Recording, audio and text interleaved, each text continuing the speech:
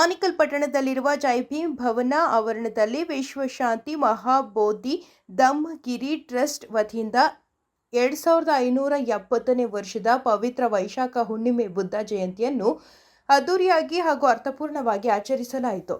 ಇದೇ ಸಂದರ್ಭದಲ್ಲಿ ಗಣ್ಯರು ಹಾಗೂ ಆಯೋಜಕರು ಬುದ್ಧನ ಭಾವಚಿತ್ರಕ್ಕೆ ಪುಷ್ಪನಮನ ಸಲ್ಲಿಸಿದರು. ಇನ್ನು ಬುದ್ಧ ಜಯಂತಿ ಅಂಗವಾಗಿ ಪೌರ ಕಾರ್ಮಿಕರಿಗೆ ಸಮವಸ್ತ್ರ ವಿತರಣೆ ಮತ್ತು ಬುದ್ಧ ಹಾಗೂ ಭೀಮ ಗಾಯನ ಸೇರಿದಂತೆ ಹಲವು ಸಮಾಜಮುಖಿ ಕಾರ್ಯಕ್ರಮಗಳನ್ನು ಏರ್ಪಡಿಸಲಾಗಿತ್ತು. ಇನ್ನು ಕಾರ್ಯಕ್ರಮದಲ್ಲಿ ಹೋರಾಟಗಾರರಾದ ರಾವಣ, ಚಿಕ್ಕನಾಗಮಂಗಲ ಗುರು, ವೆಂಕಟೇಶ್ ಮೂರ್ತಿ, ಸುರೇಶ್ ಪೋತ್ತ, ವಿಜಯಕುಮಾರಿ, ಇಂಡ್ಲವಾಡಿ ಬಸವರಾಜ್, ಜಿಗಳ ಶ್ರೀರಾಮ್, ಪಟಾಪಟ್ ಸುರೇಶ್, ಗೋವಿಂದರಾಜ್ ಮೌರ್ಯ, ಆನಂದ್ ಚಕ್ರವರ್ತಿ, ಎಚ್ ಕೃಷ್ಣಪ್ಪ, ಪೊಲೀಸ್ ಗೋಪಾಲ್, ಜ್ಯೋತಿ ಲಿಂಗಯ್ಯ, ಗೆರಟಿಗನಬೆಲೆ ನಾರಾಯಣಪ್ಪ, ರಾಜಮನಹಳ್ಳಿ ನಾರಾಯಣಸ್ವಾಮಿ, ಬಸವರಾಜ್ ಮತ್ತು ವಿಶ್ವಶಾಂತಿ ಮಹಾಬೋಧಿ ಧಮ್ಮಗಿರಿ ಟ್ರಸ್ಟ್ ಪದಾಧಿಕಾರಿಗಳು ಮತ್ತು ಭೀಮ ಬಂಧುಗಳು ಭಾಗವಹಿಸಿದರು.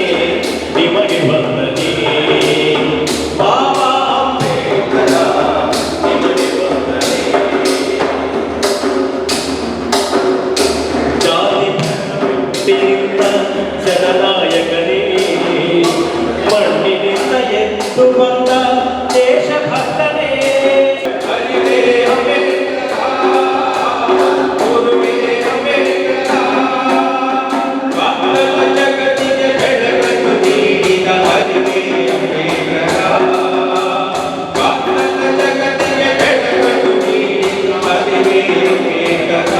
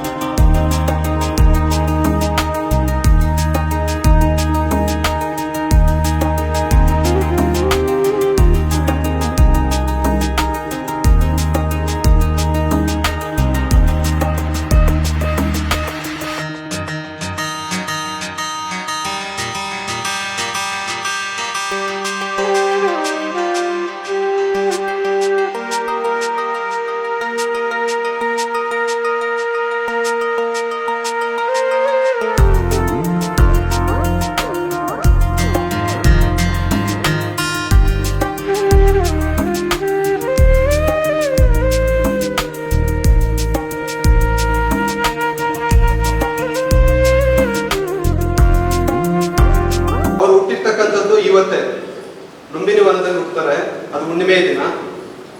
ಮತ್ತೆ ಅವರಿಗೆ ಜ್ಞಾನೋದಯ ಆಗುತ್ತೆ ಹುಣ್ಣಿಮೆ ದಿನ. ಮತ್ತೆ ಅವರಿಗೆ ಮಹಾಪರಿನಿಬ್ಬಾಣ ಅಂತ ಹೇಳಿದ್ರೆ ಸುಮಾರು 45 ವರ್ಷಗಳ ಕಾಲ ಅವರಿಗೆ ಜ್ಞಾನೋದಯ ಆದ್ಮೇಲೆ 45 ವರ್ಷಗಳ ಕಾಲ ಒಂದು ಕಡೆ ನಿಲ್ಲದೆ ಇಡೀ ಪ್ರಪಂಚಾದ್ಯಂತ, ಬಹಳ ಮುಖ್ಯವಾಗಿ ಭಾರತಾದ್ಯಂತ ಅವರು ಪ್ರವಚನ ಕೊಟ್ಕೊಂಡು ಹಳ್ಳಿಯಿಂದ ಹಳ್ಳಿಗೆ ಬೇರೆ ಬೇರೆ ಕಡೆ ಎಲ್ಲ ಓಡಾಡ್ತಾರೆ. ಅಲ್ಲೆಲ್ಲ ಓಡಾಡಿ ಅವರು ಕೊಟ್ಟಿರ್ತಕ್ಕಂಥದ್ದು ಸತ್ಯದ ಮಾರ್ಗ. ನಿಜವಾಗ್ಲೂ ಇಲ್ಲಿ ಬಂದಿರತಕ್ಕಂಥ ವಿದ್ಯಾರ್ಥಿನಿಯರು ಇದನ್ನ ಅರ್ಥ ಮಾಡ್ಕೋಬೇಕು. ಈ ಸತ್ಯದ ಮಾರ್ಗ ಇದೆಯಲ್ಲ, ಅಜ್ಞಾನದಿಂದ ಜ್ಞಾನದ ಕಡೆಗೆ, ಕತ್ತಲಿನಿಂದ ಬೆಳಕಿನ ಕಡೆಗೆ, ದುಃಖದಿಂದ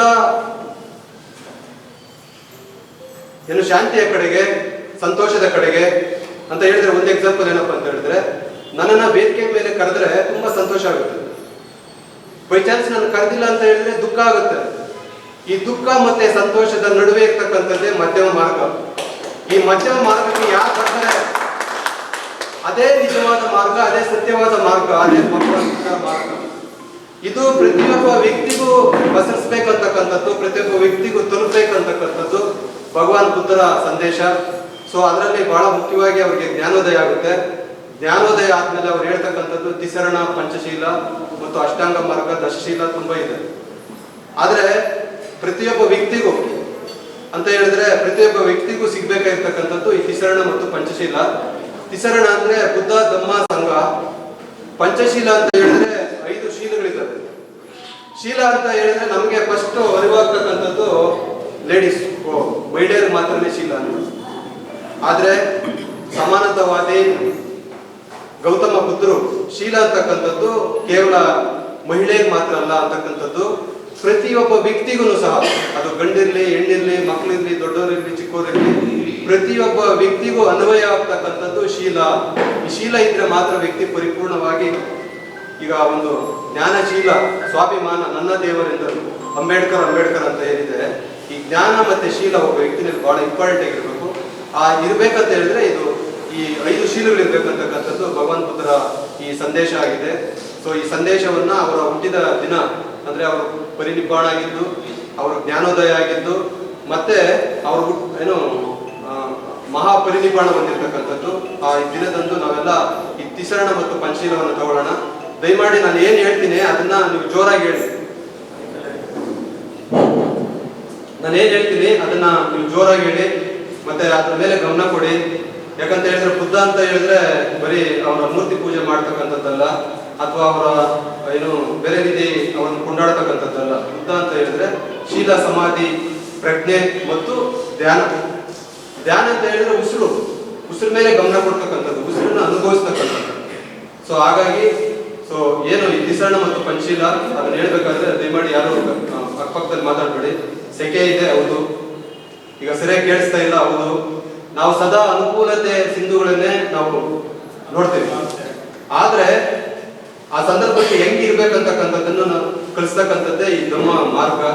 ಇದು ಯಾವುದೇ ಒಬ್ಬ ಹಿಂದೂ, ಮುಸ್ಲಿಂ, ಕ್ರೈಸ್ತ ಅಥವಾ ಬೇರೆ ಅಂತಕ್ಕಂಥದ್ದು ಏನಿಲ್ಲ. ಒಳ್ಳೆ ವ್ಯಕ್ತಿ ಆಗ್ತಕ್ಕಂಥ ಮಾರ್ಗನೇ ಈ ಧಮ್ಮ ಮಾರ್ಗ. ನಮೋ ತಸ್ಸ ಭಗವತೋ ಅರ್ಹತೋ ಸಮ್ಮಾ ಸಂಬುದ್ಧಸ್ಸ.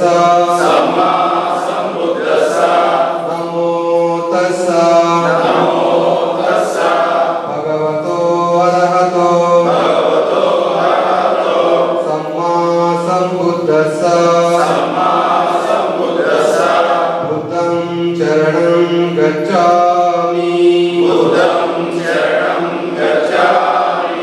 ಧಮ್ಮಂ ಶರಣಂ ಗಚ್ಛಾಮಿ, ಸಂಘಂ ಶರಣಂ ಗಚ್ಛಾಮಿ, ತೃತೀಯಂಪಿ ಬುದ್ಧಂ ಶರಣಂ ಗಚ್ಛಾಮಿ. ಅಂದ್ಕೊಳ್ತೀನಿ. ಬುದ್ಧ ಏನು ಮಾರ್ಗಗಳನ್ನು ಅನುಸರಿಸಿದ್ರು ಅದನ್ನು ನಾವು ವೇದಿಕೆಗಳಲ್ಲಿ ಅಥವಾ ಭಾಷಣಗಳಲ್ಲಿ ಅಥವಾ ಗುಂಪುಗಳಲ್ಲಿ ಚರ್ಚೆ ಮಾಡೋ ಬದಲು ವೈಯಕ್ತಿಕವಾಗಿ ನಮ್ಮ ಜೀವನದಲ್ಲಿ ನಾವು ಅಳವಡಿಸ್ಕೊಳ್ಬೇಕು. ಆ ಪಂಚಶೀಲಗಳೇನಿದೆ ಅದನ್ನು ಅನುಸರಿಸಬೇಕು. ಅಷ್ಟ ಮಾರ್ಗಗಳಲ್ಲಿ ನಾವು ನಡಿಬೇಕು. ಇದಿಷ್ಟು ನಾವು ಮಾಡಿದ್ರೆ ಯಾರಿಗೆ ಬೇಕಾದರೂ ನಾವು ಬುದ್ಧನ ದಾರಿಯಲ್ಲಿ ಹೋಗ್ತಾ ಇದ್ದೀವಿ ಅಂತ ಅರಿವಾಗುತ್ತೆ ಅನ್ನೋದು ನನ್ನ ಮಾತು. ಇಲ್ಲಿ ಹಿರಿಯರಿದ್ದಾರೆ, ಮತ್ತು ವೇದಿಕೆಯಲ್ಲಿ ಬಹಳಷ್ಟು ತಿಳ್ಕೊಂಡವರು, ಹಾಡುಗಾರರು, ಗಾಯಕರು, ಮತ್ತು ಎಲ್ಲ ರೀತಿಯ ಕೆಲಸ ಮಾಡುವಂಥ ಜನ ನಾವಿಲ್ಲಿದ್ದೀವಿ. ಎಲ್ರಿಗೂ ಬುದ್ಧ ಮಾರ್ಗದಲ್ಲಿ ಹೋಗಲಿ ಅಂತ, ಮತ್ತು ಬುದ್ಧ ಎಲ್ಲರಿಗೂ ಆ ಜ್ಞಾನವನ್ನು ಕೊಡಲಿ ಅಂತ ನಾನು ಕೇಳ್ಕೊಳ್ತಾ ಬುದ್ಧನಿಗೆ ಮತ್ತೊಮ್ಮೆ ನಮಸ್ಕಾರ. ನನ್ನ ಮಾತನ್ನು ಮುಗಿಸ್ತೀನಿ. ನಮ್ಮ ದೇಶ ಇವತ್ತು ಯಾವ ಸ್ಥಿತಿಗೆ ಬಂದಿದೆ ಅಂತಂದರೆ, ನಾವು ನಮ್ಮ ಧರ್ಮವನ್ನು ಪರಿಪೂರ್ಣವಾಗಿ ತೊಡಸ್ಕೊಂಡಿದ್ದಿದ್ರೆ ನಾವಿವತ್ತು ಸುಭಿಕ್ಷವಾಗಿರ್ತಾ ಇದ್ದೆ. ಯಾಕಂದರೆ ಉದಾಹರಣೆ ಒಂದು ಕೊಡೋದು, ಮೈಸೂರು ಹತ್ರ ಬೈಲ್ಗುಪ್ಪೆ 1,000 ಎಕರೆ ಕಾಡು ಭೂಮಿಯನ್ನು ಸರ್ಕಾರ ಅವ್ರಿಗೆ ಕೊಟ್ಟಾಗ ಅವ್ರು ಇವತ್ತಲ್ಲಿ ಮಹಾರಾಜರ ಥರ ಇದ್ದಾರೆ. ನೀವು ಒಂದ್ಸರಿ ಹೋಗ್ಬಂಡ್ರೆ ಎಷ್ಟು ಸುಭಿಕ್ಷವಾಗಿದ್ದಾರೆ ಅಂದರೆ, ಖಂಡಿತವಾಗ್ಲೂ ನಾನು ಕೇವಲ 2 ತಿಂಗಳಲ್ಲಿ ಹೋಗಿದ್ದೆ. ಅವರು ನಡೆ ನುಡಿ ಮತ್ತು ಅವರ ಆಚಾರ ವಿಚಾರಗಳು ಮತ್ತು ಅವರು ಒಂದೇ ದಾರಿಯಲ್ಲಿ ನಡೀತಾರೆ. ನಮ್ಮಲ್ಲಿ ಏನಾಗಿದೆ, ನಮಗಿರೋದು 2 ಕಾಲ, ಅಲ್ಲೊಂದು ಕಾಲ ಇಟ್ಟಿರ್ತೀವಿ, ಇಲ್ಲೊಂದು ಕಾಲ ಇಟ್ಟಿರ್ತೀವಿ. ಮಾಡಬಾರ್ದನ್ನೆಲ್ಲ ನಾವು ಮಾಡ್ತಾ ಇದ್ದೀವಿ. ನಾವು ಏನೇನು ಹೇಳ್ತಿದ್ದೀವಿ ಎಲ್ಲ ಸುಳ್ಳು ಪಂಚಶೀಲಗಳು ನಾವು ಕೈಗೆ ಆಗ್ತಾ ಇಲ್ಲ. ಈ ದೇಶದಲ್ಲಿ ಯಾರೂ ಅದನ್ನು ಕಾರ್ಯದಲ್ಲಿ ತರೋದಕ್ಕೆ ಸಾಧ್ಯವಾಗ್ತಾ ಇಲ್ಲ ಅಂತ ನನಗನ್ನಿಸ್ತದೆ. ಯಾಕಂತ ಹೇಳಿದ್ರೆ, ಈಗ ಹೊರದೇಶ ಹೋದಾಗ ನಾವು ಮಲೇಷ್ಯಾ, ಸಿಂಗಾಪುರ್ ಕಡೆ ಹೋಗಿದ್ವಿ. ಅಲ್ಲಿ ಬೌದ್ಧ ಧರ್ಮವನ್ನು ಎಷ್ಟು ಪ್ರೀತಿ ಮಾಡ್ತಾರೆ ಅಂತ ಹೇಳಿದ್ರೆ, ಖಂಡಿತವಾಗೂ ನಮಗೆ ಯಾಕಪ್ಪ ನಮ್ಮ ದೇಶ ಹಿಂಗೆ ಹಿಂದುಳಿದಿದೆ. ಇವತ್ತು ನಾವು ಏನಾದರೂ ಒಂದು ಕಾರ್ಯಕ್ರಮ ಮಾಡಬೇಕಾದ್ರೆ ಅದಕ್ಕೆ ನಾವು ಯೂನಿವರ್ಸಿಟಿ ಅಲ್ಲಿದೆ ಅಂತಾರೆ. ಆದರೆ ಮಲೇಷಿಯಾ ಮತ್ತು ಥಾಯ್ಲ್ಯಾಂಡ್ ಏರ್ಪೋರ್ಟ್ಗೆ ಸುವರ್ಣ ಭೂಮಿ ಅಂತ ಇಟ್ಟಿದ್ದಾರೆ ಹೆಸರು. ಸುವರ್ಣ ಭೂಮಿ ನಾವು ಇಟ್ಕೋಬೇಕಾಗಿದೆ ಹೆಸರು. ಯಾಕಂದರೆ ಮೂಲತಃ ಬೌದ್ಧ ಧರ್ಮ ನಮ್ಮ ದೇಶದ್ದು. ಆದರೆ ನಮ್ಮ ದೇಶದಲ್ಲಿ ಅದನ್ನು ಹಿಂದೆ ತಳ್ತಾ ಇದ್ದಾರೆ, ಬೇರೆ ದೇಶರು ಅದು ಒಪ್ಪಂದಿಲ್ಲ. ಖಂಡಿತವಾಗ್ಲೂ ಅದರಲ್ಲಿ ನೆಮ್ಮದಿ ಇದೆ. ಏಕೆ ಅಂತ ಹೇಳಿದ್ರೆ, ಅಲ್ಲೆಲ್ಲ ಅಣ್ಣ ತಮ್ಮದ್ರು ಅಕ್ಕ ತಂಗಿರ ಥರ ಭಾವನೆಗಳಿದ್ದು ನೋಡಿ. ಇವತ್ತು ಗಮನಿಸಿ ನೀವು, ಎಲ್ಲ ದೇವರ ಕೈಯಲ್ಲಿನೂ ಚಾಕು, ಬಾಕು, ಕತ್ತಿ ಇಟ್ಟಿದ್ದಾರೆ. ಆದರೆ ಭಗವಾನ್ ಬುದ್ಧ ಮೂರ್ತಿಯಲ್ಲಿ ನೋಡಿದರೆ ಏನಾದರೂ ಬಂದು ಅದೇ ಹೇಳೋದು, ಅವ್ರ ಹತ್ರ ಏನು ಆಯುಧನೇ ಇಲ್ಲ, ಅವ್ರ ಮಾತೆ, ಅವ್ರ ಶಾಂತಿ. ಅದರಿಂದ ನಾವು ಇವತ್ತು ಮುಕ್ತಿ ಪಡೆದು ಎಷ್ಟೋ ಜನ ಈಗ ನಾವೆಲ್ಲರೂ ಬಿಟ್ಟಿದ್ದೀವಿ ನಮ್ಮ ವಿಚಾರಗಳನ್ನ. ಎಷ್ಟೋ ವರ್ಷಗಳಾಯ್ತು, ನಾವು ಹಿಂದೆನೇ ಒಂದು 10 ವರ್ಷ 15 ವರ್ಷದಿಂದ ಒಂದು ತೊರೆದಾಗ್ತೀವಿ. ಆದರೆ ಈ ತಾಲೂಕಲ್ಲಿ ವಿದ್ಯಾರ್ಥಿಗಳು, ವಿದ್ಯಾವಂತರು ಹೆಚ್ಚೆಚ್ಚಾಗಿ ಇದನ್ನು ಅಳಿಸ್ಕೊಳ್ಬೇಕು. ಇವತ್ತು ಏನು ಮಾಡ್ತಾ ಇದ್ದಾರೆ ಅಂದರೆ, ವಿದ್ಯಾವಂತರೇ ಇವತ್ತು ಮಾಡಬಾರ್ದು ಕೆಲಸಗಳನ್ನು, ಬೇರೆ ಬೇರೆ ಆಚಾರ ವಿಚಾರ ವೈದಿಕಗಳನ್ನು ತೊಡಸ್ಕೊಳ್ಳೋದ್ರಿಂದ ವೈದಿಕ ವೃತ್ತಿಗೆ ಮುನ್ನಡೆ ಆಗಿದೆ, ಭಗವಾನ್ ಬುದ್ಧರ ವೃತ್ತಿಗೆ ಸ್ವಲ್ಪ ಹಿನ್ನಡೆ ಆಗಿದೆ. ಆದರೂ ಚಿಂತೆ ಇಲ್ಲ. ಇವತ್ತಲ್ಲ ನಾಳೆ ಈ ದೇಶದಲ್ಲಿ ಬೌದ್ಧ ಧರ್ಮ ಉಳಿತದೆ, ಈ ಭೂಮಿ ಇರೋವರೆಗೂ ಬೌದ್ಧ ಧರ್ಮ ಉಳಿತದೆ ಅಂತೇಳಿ ಇವತ್ತು 2570 ವರ್ಷದ ಬುದ್ಧ ಜಯಂತಿಯಲ್ಲಿ, ಅದರಲ್ಲಿ ಜೈ ಭೀಮ್ ಭವನದಲ್ಲಿ ಆಚರಣೆ ಮಾಡ್ತಾ ಇರೋದು ಇತಿಹಾಸದಲ್ಲಿ ಪುಟಗಳಲ್ಲಿ ಉಳ್ಕೊಳ್ಳುವಂಥ ಈ ಜೈ ಭೀಮ್ ಭವನವನ್ನು ನಾವೆಲ್ಲರೂ ಸೇರ್ಕೊಂಡಿರೋದು ಮಹಾಪುಣ್ಯ. ನನಗೆ ಧ್ಯಾನ ಅನ್ನೋದೇ ಗೊತ್ತಿರಲಿಲ್ಲ. ನಾನು 14 ವರ್ಷದಿಂದ ಧ್ಯಾನ ಆಳವಾಗಿ ಮಾಡಲಿಕ್ಕೆ ನನಗೆ ಧ್ಯಾನವನ್ನು ಪರಿಚಯ ಮಾಡಿಕೊಟ್ಟಂಥ ಪಟಾಪಟ್ ಸುರೇಶ್ ಅವರು ಇಲ್ಲಿದ್ದಾರೆ. ಅವರಿಗೆ ನಾನು ಸ್ಮರಣೆ ಮಾಡ್ತೀನಿ. ಯಾಕೆಂದರೆ ಓಶೋಗೆ ಹೋಗಿಲ್ಲ ಅಂದರೆ ನಾನು ಕೂಡ ಮನುಷ್ಯ ಆಗ್ತಾರೆ, ಧ್ಯಾನನೂ ಕೂಡ ನನಗೆ ಪರಿಚಯ ಆಗ್ತಾರೆ.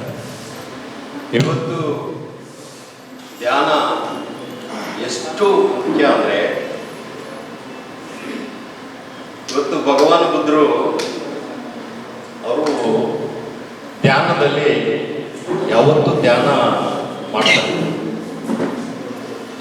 ಆದರೆ ಮನುಷ್ಯ ಹೆಂಗೆ ಇರಬೇಕು ಅಂದರೆ, ಭಗವಾನ್ ಬುದ್ಧರು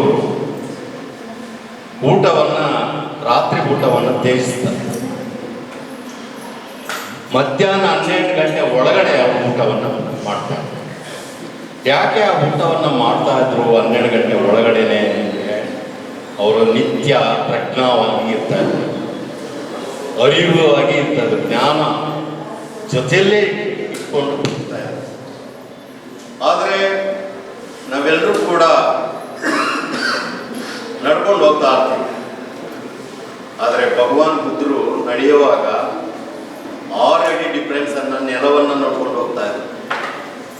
ಯಾಕೆ ಹೋಗ್ತಾ ಇದ್ರು ಅಂತ, ನೆಲದಲ್ಲಿ ಸಣ್ಣ ಸಣ್ಣ ಜೀವಿಗಳು ಓಡಾಡ್ತಾ ಇರ್ತವೆ, ಅವುಗಳು ಕೂಡ ಬದುಕೋ ಅವಕಾಶ ಇದೆ ಅಂತೇಳಿ ಭಗವಾನ್ ಬುದ್ಧರು ಅದನ್ನು ಗಮನಿಸ್ತಾ ವಾಕಿಂಗ್ ನಡ್ಕೊಂಡು ಹೋಗ್ತಾರೆ. ಆದರೆ ಭಗವಾನ್ ಬುದ್ಧರು ಈ ಜಗತ್ತಲ್ಲಿ ಸಕಲ ಜೀವರಾಶಿಗಳು ಬದುಕೋದಕ್ಕೆ ಯಾರು ಕಾರಣಕರ್ತ ಅಂತ ಕಂಡಿದ್ದಾರೆ. ಇವತ್ತು ನಾವು ಬೆಳಗ್ಗೆ ಎದ್ದು ನಾವು ಮೊದಲು ನೋಡೋದು ಸೂರ್ಯನ ಕಿರಣ ಯಾವ ಎಲ್ಲ ಜೀವರಾಶಿಗಳ ಮೇಲೆ, ಮರಗಳ ಮೇಲೆ ಬಿದ್ದಾಗ ಮಾತ್ರ ಕ್ರಿಯೆಗಳು ನಮ್ಮ ಶರೀರದಲ್ಲಿ ಕೂಡ ರಕ್ತ ಚಲನೆಯನ್ನು ಆಕ್ಟಿವ್ ಆಗಿ ಮಾಡೋದಕ್ಕೆ ಕಾರಣಕರ್ತ ಸೂರ್ಯ. ಇವತ್ತು ಮನುಷ್ಯ ಮತ್ತು ಸಕಲ ಜೀವರಾಶಿಗಳು ಬದುಕ್ತಾ ಇದ್ದಾವೆ ಅಂದರೆ ಉಸಿರಾಟ. ಆ ಉಸಿರಾಟ ಗಾಳಿ ಮುಖಾಂತರ ಕೊಡ್ತಾರೆ.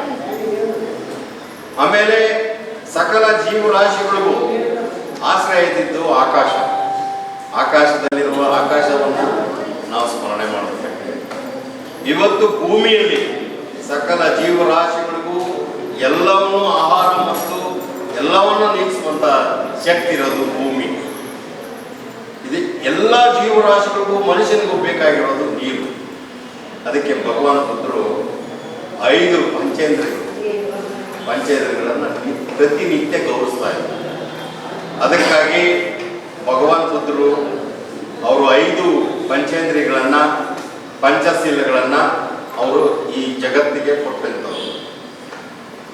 ಇವತ್ತು ಈ ಭೂಮಿಯಲ್ಲಿ ಬುದ್ಧ ಏನಾದರೂ ಈ ಜಗತ್ತಿಗೆ ಬೆಳಕನ್ನು ಕೊಟ್ಟವ್ರ ಕಾರಣಕರ್ತ ಯಾರಂದ್ರೆ ಅಶೋಕ ಮಹಾರಾಜ. ಅವರು ಕಳಿಂಗ ಯುದ್ಧವನ್ನ ಯಾರು ಬಿಂದುಸಾರ 9 ಬಾರಿ ಸೋತ್ಕೊಂಡ್ ಬಂದಿರ್ತಾನೆ, ಅದನ್ನ ಮನಸ್ಸಲ್ಲಿ ಇಟ್ಕೊಂಡಂತ ಅಶೋಕ ಆ ಕಳಿಂಗವನ ಯುದ್ಧವನ್ನ ಗೆಲ್ಲಬೇಕು ಅಂತೇಳಿ 9 ದಿನ ಯುದ್ಧ ನಡೀತದೆ. ಕಳಿಂಗ ಯುದ್ಧ ಗೆಲ್ತಾರೆ. ಆದರೆ ಅಶೋಕನ ಕಿವಿಯಲ್ಲಿ ಒಂದು ಮಾತನ್ನ ಹೇಳ್ತಾರೆ, ರಣರಂಗದಲ್ಲಿ ನಿನ್ನ ಮಗನ ಸಾವು ಹೊಂದಿದ್ದಾನೆ ಅಂತ. ಆಗ ಅಶೋಕ ನನ್ನ ಮಗನು ರಣರಂಗದಲ್ಲಿ ಸಾವನ್ನು ಅಪ್ಪಿದಾನ ಅಂತ ಆ ರಣರಂಗಕ್ಕೆ ಹೋದಾಗ ಆ ಸಾವು, ದುಃಖ, ರಕ್ತ, ನೋವು, ನಲಿವು ಎಲ್ಲವನ್ನೂ ನೋಡಿ ಅದಕ್ಕೆ ಬೇಸರ ಆಗ್ತದೆ. ಈ ಯುದ್ಧ ಮಾಡಬಾರ್ದಾಗಿತ್ತು. ಆದರೆ ಆ ಯುದ್ಧ ಮಾಡಬಾರ್ದಾಗಿತ್ತು ಅಂತ ಪ್ರತಿನಿತ್ಯ ಆ ಮನಸ್ಸಲ್ಲೇ ಇರುವಂತ ಸಮಯದಲ್ಲಿ ಸಂಜೆ 5 ಗಂಟೆ ಸಮಯದಲ್ಲಿ ಅವರು ಅರಮನೆ ಕಿಟಕಿಯಲ್ಲಿ ವೀಕ್ಷಣೆ ಮಾಡ್ತಾ ಇರ್ತಾರೆ. ಒಬ್ಬ ಬಿಕ್ಕು ಬರ್ತಾ ಇರ್ತಾರೆ ಅರಮನೆ ಕಡೆ. ಅವ್ರು ಬಿಕ್ಕುವನ್ನು ನೋಡ್ತಾರೆ. ಆ ಬಿಕ್ಕು ಮುಖದಲ್ಲಿ ಶ್ರೇಯಸ್ ಇರ್ತದೆ, ಭಯ ಇರೋದಿಲ್ಲ, ಸಂತೋಷವಾಗಿರ್ತಾರೆ. ಅವರ ಒಂದು ಭಿಕ್ಷೆ ಪಾತ್ರೆ ಇಟ್ಕೊಂಡಿರ್ತಾರೆ, ಒಂದು ಜೋಗಳನ್ನ ಈಗ ಹಾಕೊಂಡಿರ್ತಾರೆ. ನಾನು ಇಷ್ಟೆಲ್ಲ ಇದ್ದು ನಾನು ಇಷ್ಟು ಸಂತೋಷ ಇರೋದಕ್ಕೆ ಆಗ್ತಲ್ಲಲ್ಲ ಅಂತೇಳಿ ಆ ಬಿಕ್ಕುವನ್ನು ಕರೆದು ನೀನು ಇಷ್ಟು ಚೆನ್ನಾಗಿರೋದಕ್ಕೆ ಕಾರಣ ಏನು ಅಂತ. ಆಗ ಆ ಬಿಕ್ಕು ಹೇಳ್ತಾರೆ, ನಾನು ಸಂತೋಷವಾಗಿ ನಗುತ್ತಾ ಎಲ್ಲವನ್ನ ತ್ಯಜಿಸಿ ಖುಷಿಯಾಗಿರೋದಕ್ಕೆ ಕಾರಣ ಭಗವಾನ್ ಬುದ್ಧರು ಅಂತ ಹೇಳ್ತಾರೆ. ಅದಕ್ಕೆ ಭಗವಾನ್ ಬುದ್ಧರನ್ನ ಅವರ ವಿಚಾರವನ್ನ ಕೇಳಿದಾಗ ಅಶೋಕ ತನ್ನ ಕಳಿಂಗ ಯುದ್ಧವನ್ನ ಗೆದ್ದಂತ ಖಡ್ಗವನ್ನ ಆ ಬಿಕ್ಕು ಕಾಲಗಳಿಗೆ ಅರ್ಪಣೆ ಮಾಡಿ ನಾನು ಬೌದ್ಧ ಧರ್ಮವನ್ನು ಸ್ವೀಕಾರ ಮಾಡ್ತೀನಿ ಅಂತೇಳಿ ಬೌದ್ಧ ಧರ್ಮವನ್ನು ಸ್ವೀಕಾರ ಮಾಡ್ತೀನಿ. ಬಂಧುಗಳೇ, ಹುಟ್ಟುವಾಗ ಚಂಡ ಅಶೋಕ ಆಗ್ತಾನೆ. ಯಾರು? ಅಶೋಕ. ಸಾಮ್ರಾಟ್ ಅಶೋಕ ಆಗ್ತಾನೆ. ಬೌದ್ಧ ಧರ್ಮವನ್ನು ಸ್ವೀಕಾರ ಮಾಡಿದಾಗ ದೇವನಾಮ ಪ್ರಿಯ ಆಗ್ತಾನೆ.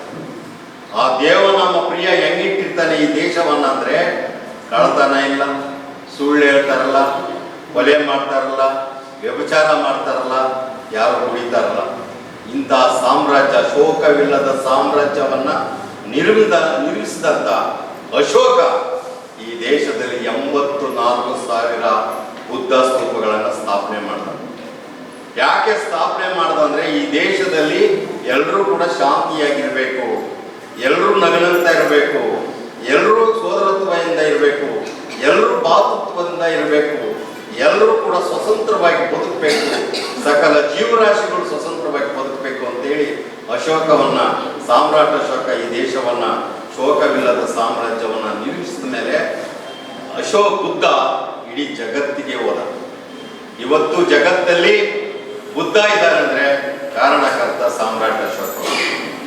ಅದಕ್ಕೆ ಪರಮ ಪೂಜ್ಯ ಬಾಬಾ ಸಾಹೇಬ್ ಅಂಬೇಡ್ಕರ್ ಹೇಳ್ತಾರೆ, ಈ ದೇಶದಲ್ಲಿ ಸಂಘರ್ಷ ಏನಾದರೂ ನಡೆದಿದ್ರೆ ಅದು ಬ್ರಾಹ್ಮಣಕ್ಕೂ ಬೌದ್ಧ ಧರ್ಮಕ್ಕೂ ನಡೆದಂತ ಸಂಘರ್ಷ ಬಿಟ್ರೆ ಬೇರೇನು ಇತಿಹಾಸ ಇಲ್ಲ ಅಂತೇಳಿ ಸ್ಪಷ್ಟವಾಗಿ ಹೇಳಿದಂತ ಪರಮ ಪೂಜ್ಯ ಬಾಬಾ ಸಾಹೇಬ್ ಅಂಬೇಡ್ಕರ್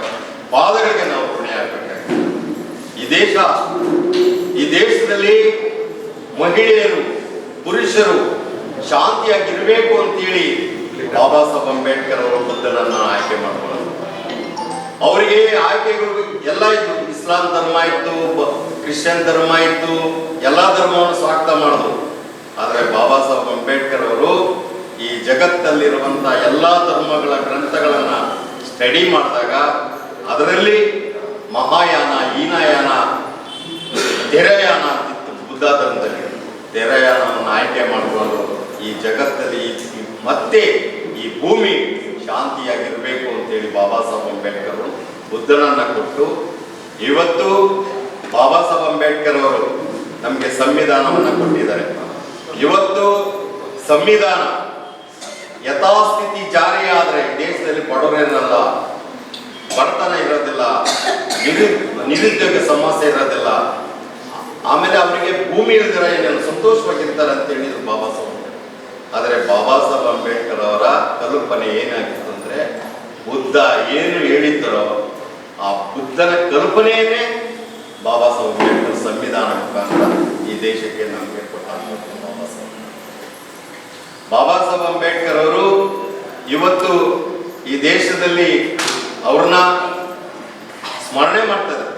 ಆದರೆ ಜಗತ್ತಲ್ಲಿ ವಿಶ್ವಸಂಸ್ಥೆ ಈ ಜಗತ್ತಲ್ಲಿ ಯಾರು ಓದ್ತಿರಷ್ಟು ಈ ಜಗತ್ತಲ್ಲಿ 32 ಡಿಗ್ರಿಗಳನ್ನು ಓದಿ 55,000 ಬುಕ್ಸ್ಗಳನ್ನು ಓದಿ ಅದನ್ನ ಸ್ಟಡಿ ಮಾಡುತ್ತದೆ ವಿಶ್ವಸಂಸ್ಥೆ. 125 ದೇಶಗಳಷ್ಟೇ ಸರ್ವೆ ಮಾಡಿದಾಗ ಜಗತ್ತಲ್ಲಿ ಅತಿ ಜ್ಞಾನವನ್ನು ಕೊಡದಂತ ಏಕೈಕ ವ್ಯಕ್ತಿ ಯಾರು ಇದ್ರೆ ಜಗತ್ತಲ್ಲಿ ಬಾಬಾ ಸಾಹೇಬ್ ಅಂಬೇಡ್ಕರ್ ಅಂತೇಳಿ ಅವರ ಹುಟ್ಟಿದ ದಿನವನ್ನ ನಾಲೆಡ್ಜ್ ಡೇ ಅಂತೇಳಿ ಆಚರಣೆ ಮಾಡ್ತಾರೆ. ಅದಕ್ಕೆ ಬಾಬಾ ಸಾಹೇಬ್ ಅಂಬೇಡ್ಕರ್ ಅವರು ಲಾ ಓದಿದ್ರು, ಭಾರತ್ ಲಾ ಅನ್ನ ಸ್ಟಡಿ ಮಾಡಿದ್ರು. ನೀವು ಗಮನಿಸಿರ್ಬೋದು 10 ವರ್ಷಗಳ ಹಿಂದೆ ಗುಜರಾತ್ ಅಲ್ಲಿ ಸರ್ದಾರ್ ವಲ್ಲಭಾಯ್ ಪಟೇಲ್ ಅವರ ವಿಗ್ರಹವನ್ನ 250 ಅಡಿಯನ್ನು ಇಟ್ಟು ಅವ್ರನ್ನ ಆಚರಣೆ ಮಾಡ್ತಾರೆ. ಆದರೆ ಅಮೆರಿಕ ಸರ್ಕಾರ ಅಲ್ಲಿ ಸರ್ದಾರ್ ವಲ್ಲಭಾಯ್ ಪಟೇಲ್ ಅವರ ವಕೀಲರನ್ನು ಕುರಿಸಿ ಅಲ್ಲಿ ಟ್ಯಾಚನ್ನು ಇಟ್ಟಿದ್ದಾರೆ. ಇಡೀ ಜಗತ್ತಿಗೆ ಯಾರು ಶ್ರೇಷ್ಠವಾದ ವಕೀಲ ಅಂತೇಳಿ ಸರ್ವೆ ಮಾಡಿದಾಗ ಇಡೀ ಜಗತ್ತಿಗೆ ಶ್ರೇಷ್ಠವಾದ ವಕೀಲ ಯಾರಾದ್ರೂ ಇದ್ರೆ ಅದು ಪರಮ ಪೂಜ್ಯ ಬಾಬಾ ಸಾಹೇಬ್ ಅಂಬೇಡ್ಕರ್ ಅಂತ ಹೇಳಿ ಅಮೆರಿಕ ಸರ್ಕಾರ ಅಂತ ಜ್ಞಾನಿ ಅಂತ ನಮಗೆ ಸಿಕ್ಕಿರುವಂತ ಬಾಬಾ ಸಾಹೇಬ್ ಅಂಬೇಡ್ಕರ್ ಅವರು ಕೊಟ್ಟಂತ ಮಾರ್ಗ ಏನಿದೆಯೋ ಇವತ್ತು ಬೆಳಗ್ಗೆ ಎದ್ದು ನಿಜವಾಗ್ಲೂ ಧ್ಯಾನ ಮಾಡಿದ್ರೆ ನಾವು ಪ್ರತಿನಿತ್ಯ 10-15 ನಿಮಿಷ ಧ್ಯಾನ ಮಾಡಿದ್ರೆ ಉಸಿರಾಟವನ್ನ ಗಮನಿಸಿದ್ರೆ ಈ ಮನಸ್ಸು ಓಡ್ತಾ ಇದಲ್ಲ. ಈಗ ನಾವು ಕಣ್ಣು ಮುಚ್ಚಿದ್ರೆ ನಮಗೆ ಇಲ್ಲಿ ಧ್ಯಾನ ಮಾಡಿದ್ರೆ ಬೆಂಗಳೂರದು ಜ್ಞಾಪಕ ಬರೋದು, ನನಗೆ ಒಂದು ದುಡ್ಡು ಕೊಡ್ಬೇಕು, ಇದು ಕೊಡ್ಬೇಕು ಅಂತ ಆಲೋಚನೆಗಳು ಬರ್ತದೆ. ದಯವಿಟ್ಟು ಪ್ರತಿನಿತ್ಯ ನೀವು ಧ್ಯಾನ ಮಾಡಿ, ನಿಮ್ಗೆ ಆಲೋಚನೆಗಳನ್ನು ನಿಂತೋಗ್ತದೆ. ಆಲೋಚನೆಗಳನ್ನು ನಿಂತಾಗ ನೀವು ಪ್ರತಿನಿತ್ಯ ನಗುನಗ್ತಾ ಸಂತೋಷದಿಂದ ಸಕಲ ಜೀವರಾಶಿಗಳು ಮತ್ತೆ ಈ ಜಗತ್ತಲ್ಲಿ ಮೈತ್ರಿಯಾಗಿ ಎಲ್ಲರಲ್ಲಿ ಕೂಡ್ಕೊಂಡು ನಾವು ಕೂಡ ಜೀವಿಸುವಂತ ಶಕ್ತಿಯನ್ನ ಜ್ಞಾನ ಕೊಡುತ್ತೆ. ದಯವಿಟ್ಟು ನೀವು ಬೆಳಗ್ಗೆ ಎದ್ದ ತಕ್ಷಣ ಧ್ಯಾನ ನಿಮಗೋಸ್ಕರ 10 ನಿಮಿಷ 15 ನಿಮಿಷ ನಿಮ್ಮ ದೇಹವನ್ನು ಗಮನಿಸಿ, ನಿಮ್ಮ ಉಸಿರಾಟವನ್ನು ಗಮನಿಸಿ, ಬುದ್ಧನನ್ನ ಆಗ ನಾವು ಸ್ಮರಣೆ ಮಾಡಬೇಕಾಗುತ್ತೆ. ಬುದ್ಧ ಯಾರಲ್ಲಿರ್ತಾನೋ ಅದನ್ನ ಶಾಂತಿಯಾಗಿರೋ ಸಾಧ್ಯ. ಬುದ್ಧ ಎಲ್ಲಿರ್ತಾನೋ ಅಲ್ಲಿ ಯುದ್ಧ ಇಲ್ಲ. ಬುದ್ಧ ಎಲ್ಲಿರ್ತಾನೋ ಅಲ್ಲಿ ಕೊಲೆ ಇರೋದಿಲ್ಲ. ಬುದ್ಧ ಎಲ್ಲಿರ್ತಾನೋ ಅಲ್ಲಿ ಏನು ವ್ಯಭಿಚಾರ ನಡೆಯೋದಿಲ್ಲ. ಬುದ್ಧ ಎಲ್ಲಿರ್ತಾನೋ ಅಲ್ಲಿ ಸತ್ಯ ಇರುತ್ತೆ. ಆಮೇಲೆ ಬುದ್ಧ ಜ್ಞಾನ ಮಾಡ್ತಾ ಮಾಡ್ತಾ ನಮ್ಮಲ್ಲಿರುವಂಥ ಕತ್ತಲನ್ನ ತೊಡೆದಾಕಿ ಬೆಳಕನ್ನ ಕೊಡುವಂಥ ಶಕ್ತಿ ಜ್ಞಾನ ಕೊಟ್ಟಿದ್ದಾರೆ ಬುದ್ಧರು. ಅದಕ್ಕೆ ಇವತ್ತು 2570ನೇ ಜಯಂತಿ. ಬುದ್ಧ ಈ ಹುಣ್ಣಿಮೆ ದಿವಸನೇ ಹುಟ್ಟುತ್ತಾನೆ. ಈ ಹುಣ್ಣಿಮೆ ದಿವಸನೇ ಜ್ಞಾನವನ್ನು ಪಡ್ಕೊಳ್ತಾನೆ. ಈ ಹುಣ್ಣಿಮೆ ದಿವಸನೇ ತನ್ನ ಪರಿಣಿಬ್ಬನ ಸಾವನ್ನ ಪಡಿತಾನೆ. ಆದರೆ ಜಗತ್ತಲ್ಲಿ ಇಂಥ ವ್ಯಕ್ತಿ ಹುಟ್ಟು ಸಾವು ಜ್ಞಾನ ಈ ಜಗತ್ತಲ್ಲಿ ಯಾರು ಪಡೆದಿಲ್ಲ. ಆಮೇಲೆ ಅವರು ಪರಿನಿಬ್ಬಾಣ ಹೊರುವಾಗ ಈ ಸಂಘ ಬುದ್ಧ ಒಂದು ಮಾತನ್ನು ಹೇಳ್ತಾನೆ, ನಾನು ಬುದ್ಧನಿಗೆ ಶರಣ. ಬುದ್ಧ ಅಂದರೆ ಈ ಪ್ರಕೃತಿಗೆ ಶರಣ ಹೋಗುತ್ತೀನಿ. ದಮ್ಮ ಅಂದರೆ ನಾವು, ಸತ್ಯ ಯಾವುದು ಅಸತ್ಯ ಯಾವುದು ಅಂತ ತಿಳ್ಕೊಳ್ಳೋದೆ ಈ ದಮ್ಮ ಅಂದರೆ ಈ ಮನುಷ್ಯ. ಅವರು ಬುದ್ಧ ಹೇಳ್ತಾರೆ ಸಂಘವೇ ಅಂತಿಮ ಅಂತ ಹೇಳ್ತಾರೆ.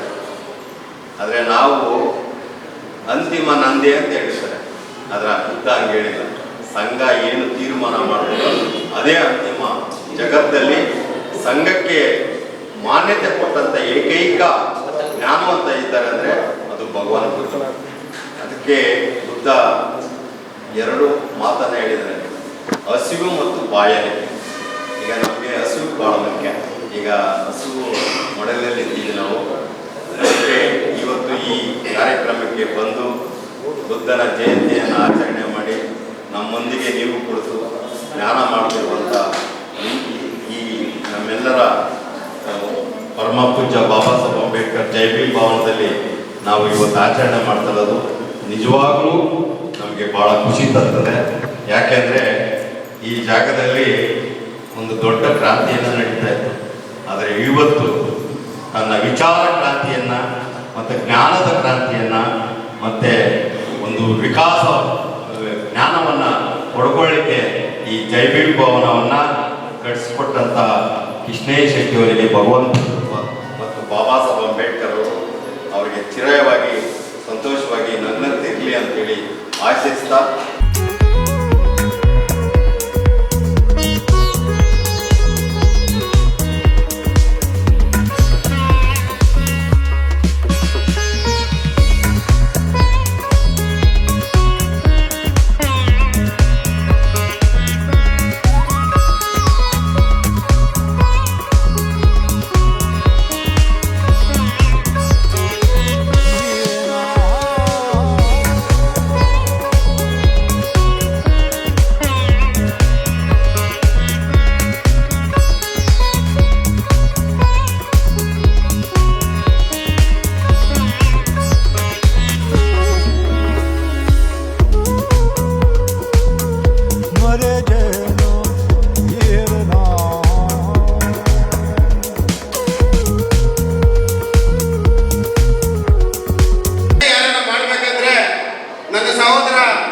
ಸೊಪ್ಪಳ್ಳಿ ಪರಶುರಾಮ್ ಅವರು ಯಾವುದೇ ಸಮಯದಲ್ಲಿ ಹೋದ್ರು ಕಾಲಕ್ರಾಂತಿ ಅಂತ ಬರ್ತಾರೆ.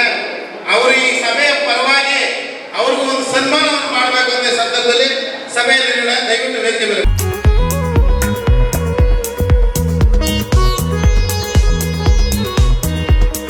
ಇವತ್ತು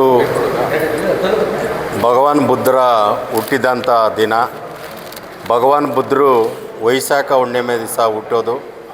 ವೈಶಾಖ ಹುಣ್ಣಿಮೆ ದಿವಸ ಜ್ಞಾನೋದಯ ಆಗ್ತದೆ. ವೈಶಾಖ ಹುಣ್ಣಿಮೆ ದಿವಸನೇ ಪರಿನಿಬ್ಬಾಣ ಅಂತಾರೆ. ಅಂದರೆ ಈ ಜಗತ್ತಿಗೆ ಒಂದು ಮಾತನ್ನು ಸಾರುವಂಥದ್ದು ಈ ದೇಶದಲ್ಲಿ ಸಾಗ್ತದೆ.